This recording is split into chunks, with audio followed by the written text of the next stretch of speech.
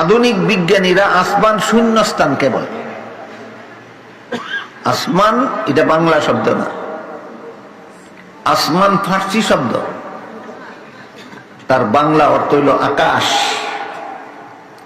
আরবিতে কয় সামাউন।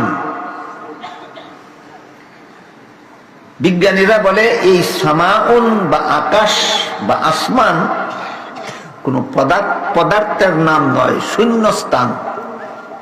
কাজেই বিজ্ঞানীদের জ্ঞান মতো শূন্যস্থানকে আসমান বলে, শূন্যস্থানকে আকাশ বলে। কিন্তু কোরআনের বিজ্ঞান বলে, কোরআন হাদিসের বিজ্ঞান বলে শুধু শূন্যস্থানকেই আসমান বলে না। আসমান কোরআনে দুই অর্থে ব্যবহৃত হয়। কোন সময় শূন্যস্থান বোঝাবার লাগে ব্যবহৃত হয়, যেমন ইউনাজ্জিলু মিনাস সামাই মাআন, আল্লাহ আসমান থেকে বৃষ্টি বর্ষণ করে।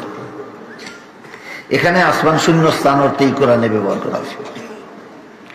আল্লাহ যে বৃষ্টি বর্ষণ করেন সেটা কোন জগৎ, আলাদা কোন জগৎ থেকে নয়, পৃথিবী বেষ্টনকারী মহাশূন্য স্থান থেকেই আল্লাহ বৃষ্টি বর্ষণ করেন।